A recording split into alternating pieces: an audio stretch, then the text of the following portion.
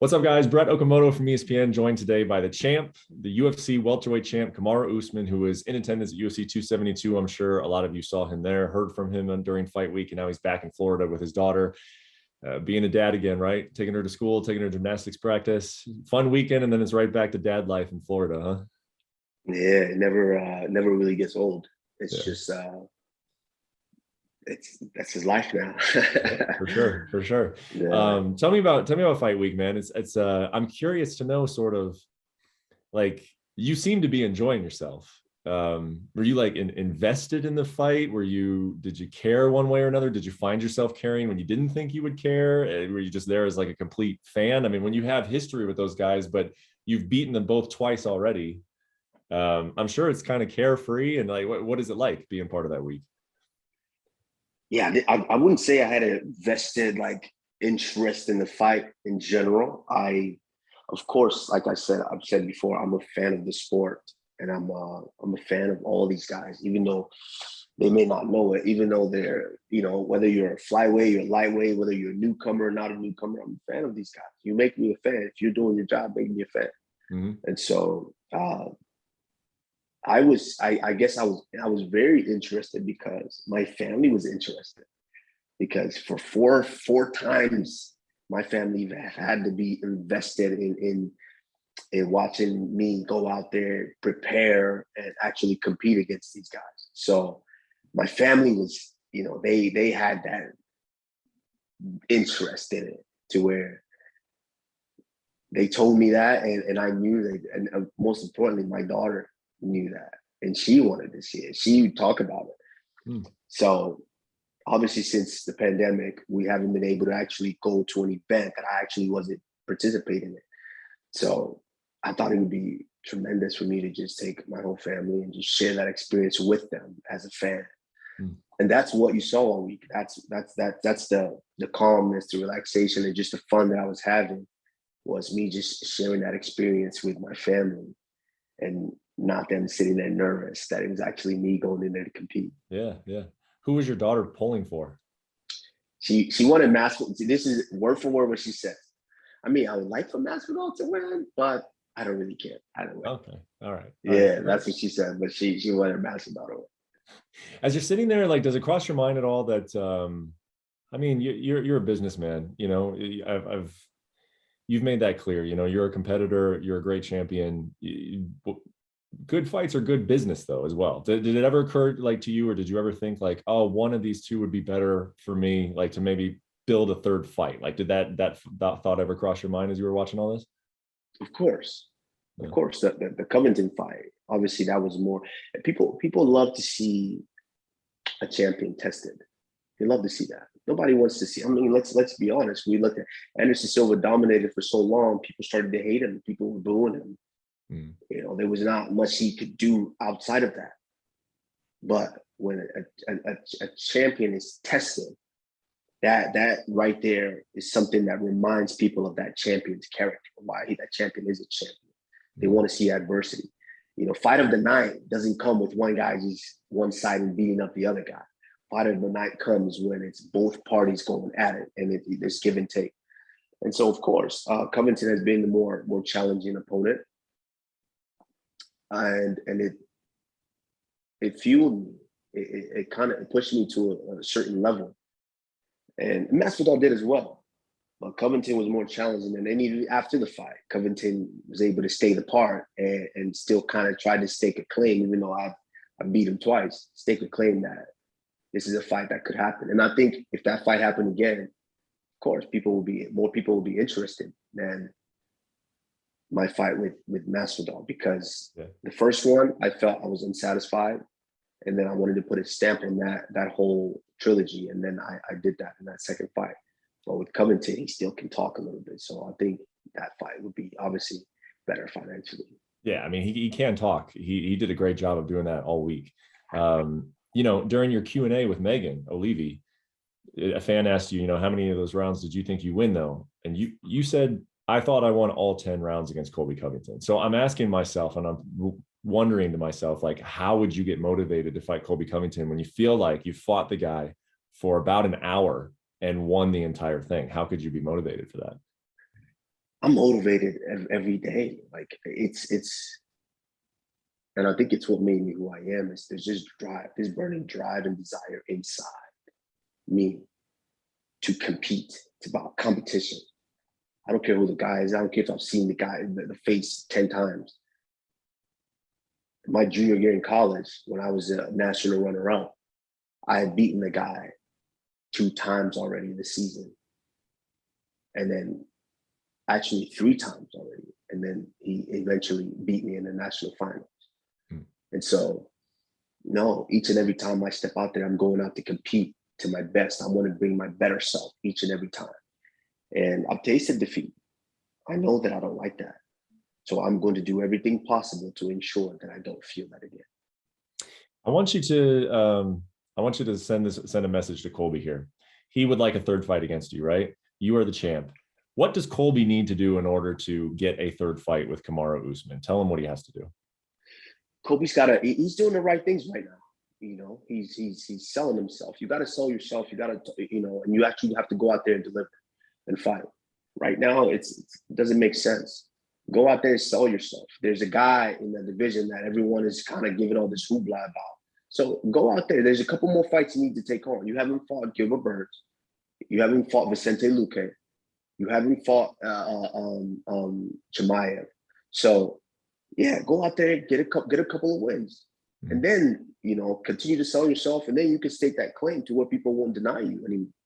So yeah, go out there. He needs to go out there, get some win. You've got Chimaev, you've got Burns, you've got Luque there, you've got Muhammad. Bilal Muhammad is there as well. So beat a couple more guys and shut those contenders down, because right now somebody can leapfrog you. Yeah. So you shut them all down, like Francis Ngannou did. Then there'll be no talk about it. We would have to fight for a 3rd time. What he called out Dustin Poirier, and I'll admit, I said that I understand that, because like what you're saying makes sense from a competitive standpoint. Beat the Vicente Luques, beat Bilal Muhammad, beat those guys. Until you force a 3rd fight. I also think he can force a 3rd fight just by the other thing that we were talking about, though, is selling himself, right? Building himself. And if he fights Dustin Poirier, that fight is, bigger than him fighting Vicente Luque or Bilal Muhammad or Stephen Thompson or any of those guys. So as the champ, though, like, do you appreciate that? Are you like, yeah, he's building himself as a contender, but in kind of a different way if he goes off and fights Dustin Poirier? I respect and I appreciate and I respect it in different sense. He's building himself. So yes, of course, I understand that. And of course, you're making money. I understand and respect that. But on the flip side, don't expect to cut the line when guys like Vicente Luque are in the division holding off everybody else. When Gilbert Burns in the division beating up everyone else. So don't expect to just jump the line because you built yourself outside, fighting guys that are not in the top of this weight division. So yeah, I respect it.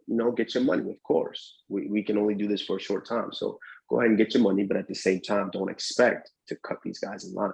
Okay. So if he goes off and fights like something like Dustin Poirier, but then, one of those guys that you just mentioned, those guys who are having those real tough fights, the top 5 are just kind of going at one another at welterweight. As a champion, you would say, yeah, I want to take the guy who earned it by facing the top guys. You wouldn't say, no, Colby earned it because he's there. And then, he's building his name against Dustin Poirier. You would want to give that opportunity to one of those other guys. 100%. I mean, look at the situation we're in now. I could fight if I could fight Conor if I wanted to right now. Of course, Conor would chicken out. He doesn't want the work. But I could fight who else? I could go up. I could fight anyone in the middleweight division. I could fight anyone in the light heavyweight division. But I'm choosing to give Leon Edwards that, because Leon Edwards is this. Let's be honest. I could fight Colby again for a 3rd time. He'd be bigger than me and Leon Edwards. Just right now, name-wise, because that we haven't started to build that fight yet. But Leon Edwards is has put in the time, has put in the work, and he has proven that he's a killer. He's the biggest, baddest dude right now next to me in that division. So we have to give him that respect, and yeah, I think he deserves it. When you mentioned him, Khamzat, and this guy has been getting a lot of love, a lot of attention, a lot of hype around his name. Do you Do you like that? Like as a champ, do you like it that there's this guy in the division who's getting who's building stuff up, or Of is there even part course. of you, Kamaru, because it took you a long time to get to a title fight? So is there any part of you like, man, wait your turn at all? Like, how do you feel about the hype No, that he's getting? no, not at all. I appreciate it. I love it. It's something new in the division for people to get excited about. That's good. Mm-hmm. People they're all gonna be excited. I beat these guys for a second and all of them for a third time. Come on, people are gonna just be like, all right, come on. So no, it's good. It's fresh blood. You do your thing in there and get, as big as you possibly can, because at the end of the day, I am the champion. So when you come to fight me, as my good friend would say, it's a payday. Khamzat is fighting Gilbert Burns, friend of yours, guy you know very well. How do you see that fight going? It's a very, very challenging fight because Khamzat hasn't really been tested yet. He's done his job with what he's supposed to do, and that's just that. But Gilbert has different weapons. Gilbert is dangerous in different places, so it's basically going to come down to who can execute the most. But if the fight is not over in the first round or second round, I think that's when we're really going to see him tested and he show us how much of a fighter he is. Because if you can't get Burns out of there through the first two, then you really start to go into championship rounds. How does that fare? Mm-hmm. I'm curious to know, because if I was sitting in your position, there is such a big part of me but it's complicated, but there is such a big part of me that would want Khamzat to win. Like I would want Khamzat to go in there and almost like just crush Gilbert Burns, to be honest, because I'd be like, that builds such a big fight. A guy with so much hype going against pound for pound king Kamaru Usman, like that's exciting, man. Like that's a really, really big fight. But you're friends with Gilbert Burns, so you think when you watch that fight, what do you think you'll be feeling in terms of who you want to win? I don't think I care. Yeah, I don't care, because at the end of the day, I competed against Gilbert Burns. So deep down inside, I don't think I care. But of course, I want, like I said earlier, I want all these guys in the division to build their brand, build their star as big as possible. Because then when you step up to me, you essentially build it for me. So it's a payday, So at the end of the day, that's all it is. So yeah, I'm excited. I want these guys to do well. Whether it's Burns, whether it's Chimaev, it doesn't really matter. I'm not sure exactly when he said it. I think it was recent though. Dana said they're looking at Africa in 2022. What do you know about this? I'm sure they are, and I mean, why not? So it only makes sense to. But I think it was an infrastructure. They wanted, not being familiar with the land and knowing the infrastructure of how this could potentially be done. But this is what we're doing, and this is what I am doing right now. I have a promotion in Africa called Face Off Fight Night, which we've done. We're actually on schedule. We're doing our second event March 18th at Echo Hotel in Suites in Lagos, Nigeria.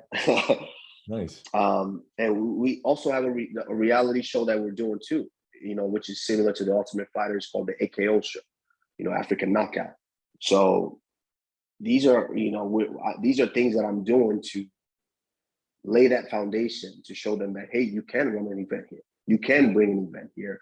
And so hopefully with all of that, I would say hopefully by the end of this year, we're able to do an event there. But if not, hopefully sometime soon. When was the first event that you promoted over there? That was January 7th, I believe, 6th or 7th. Okay. This year. Yes. Okay. What? How was it? Like, how is it? Operating a business over there. It was great. See, what we did is I didn't want to put too many fights on. I basically ran it like Tuesday night, Dana White's Contender Series. So I had 5 fights on there, and of course, it was more of a smaller crowd. I only had maybe 300 people in there, and what I wanted to do is I wanted to cater to the people who are going to be able to carry out the mission and things that we want to do. So I wanted to kind of put that on for them and let them see it. And of course, It's something about fighting. Mhm. And it's spread like wildfire. Everyone wants to be involved. How can we be involved? How can we be involved? How can we do this? To where eventually it's going to spiral into where we're going to build gyms all across Africa, not just Nigeria, all across Africa. We're just taking it step by step at a time. And this next event, we're going to do 9 fights. And so slowly building up to show what we can handle. But everything was on point. The production was on point. Of course, there's minor mistake because we never ran an event before. And having to build the whole commission, having to build the whole foundation, the landscape of what goes into fighting. It was challenging. It was challenging. But I have great partners. So big shout out to Natasha, Ryan, and Mario that carry out the day-to-day and things like that there. For you as an athlete, I know this is tough sometimes because you don't have control over this to a certain degree, but how important is it for you to fight in Africa? How important is it for you to have, when you finish your career, to know what that felt like to compete in Africa? I said it, it's very rarely nowadays in this life do you get to be the first at something, because humans have been here for a long time. And so to say that I was the first ever African champion is big. And to say that I was part of the first 3 African champions simultaneously that held belts and was defending belts is huge. Now, to actually be the first Africans to go out and put on an event in Africa, I think that those are kind of the things that when they say you sit around and you tell your grandkids, those are the things that you feel proud about. Mm-hmm. You know what I think, and we're just having fun now, but what I think would be the perfect UFC event in Africa is you and Izzy fight on the same card, but you both move up in weight. So you both try to be, and obviously you'd have to keep winning in order to make this happen. But yeah, Africa could have 2 champs on the same night, right? Like Izzy goes up to 205 and you go up to 185. Yeah, but the problem is we can't do that simultaneously, because in order for him to go up, he has to relinquish that belt. He's just got to be confident he's going to win 205, man. He's got to take the plunge. I understand that, but he has to give up that belt first, then challenge at 205. Yeah. In order for it to work, because who am I going to fight at 85 that has the belt? So yeah, well, it'd be vacant. He'd have to vacate it. He's like, I'm 205 now from here on out, and you go up to 185. Same night. That we could do, but then once he vacates, he's no longer champ. I know. So that's what makes it. Yeah, that's what makes it kind of tough with it. But even though we know the implications that he's still champ, even though we know the implications, but it would be tough to do. I'm a problem solver, dude. He fights in the co-main event. He wins. Then he's champ. Then he vacates the belt. And then who do I? So that means. And then you fight in the main event. So you fight after him. Yeah. So he becomes champ for like 5 minutes, and then he vacates the belt. See? But then I would have to fight. Who would be in the place of that they would build up as fighting for this title? Well, I mean, it could be Whitaker. It could be I don't know, any one of those guys at middleweight. But I love the storyline. Can you imagine African fans watching two champions get a chance to win their second belts? That'd be pretty sweet. It would be amazing. Yeah. And of course, I mean, it would be better if we had 3. So we'll see how that situation ends up. So real quick, get an update on your hand. Was this something that had been going on for a while? Like, was this something that when did you feel the need that, like, okay, surgery was I'm going to need surgery on this thing? I mean, I think I did. I think in the Masvidal camp, I think I really kind of injured it. I think I might have had a partial tear in there, but I just trained through the camp and went and finished the fight. And then with Covington early on in camp training, and I was actually back here in Florida, and I punched someone and they, dropped their skull, and I hit him, boom, the whole hand went numb and excruciating pain. I couldn't throw it for about 5 days. But when you're in camp, everything is heightened. And so I didn't necessarily care. A fight was a fight. I was going to get to that fight.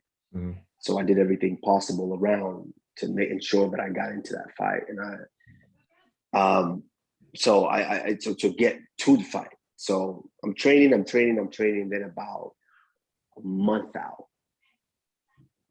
I'm sparring Justin and Bean. I felt it again, but I'm in the middle of sparring, so you're already like adrenaline's going. So didn't care. Finished the round, and then the next round I'm sparring with the guy again. I threw a right hand, and the pain shot through my whole arm, and it was just done from there. To where I was, of course, you're in camp. I'm 4 weeks out, 3 weeks of training, and then the fight, and then so I was just like, wow, I think I have to pull out of the fight. I have to do this. So I got an X-ray, and they said, no, it's not broken. No bone's broken.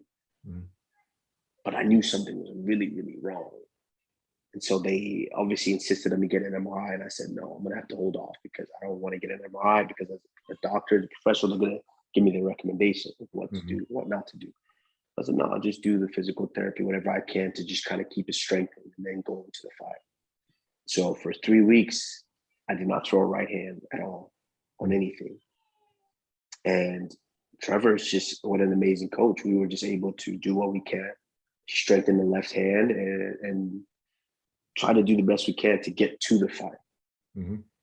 And so I got to fight week and still kind of had some swelling in there. And I was able to get a shot, cortisone shot, to hopefully potentially just kind of take away some of that inflammation.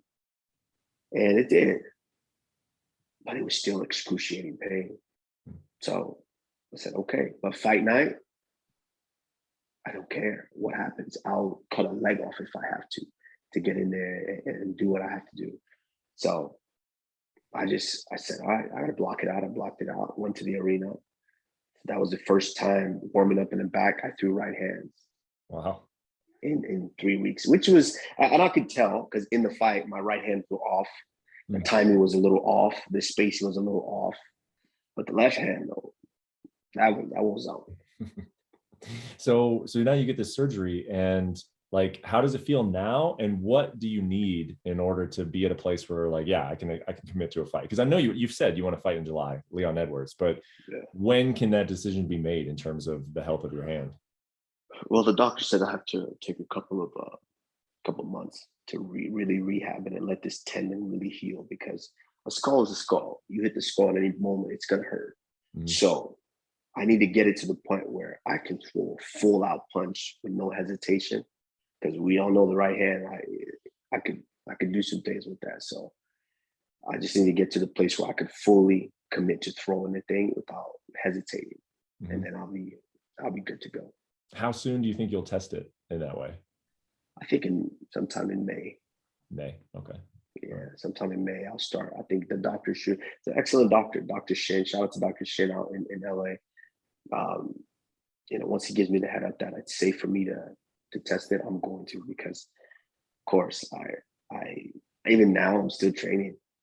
I get in the gym, not as much because I'm limited to what I can do, but I still get in there, hit the bag, and still kind of drill, do some of the things that I potentially can. But the moment they tell me I can bang, I'm in there. Will you be able to go to Colorado and help Gaethje at all for his title fight in May? I'm hoping to. I might not be able to throw punches at him, but actually I can throw. I still have a left hand, so I may not be able to give him the full goals that we normally have, because it's a pay-per-view event every time.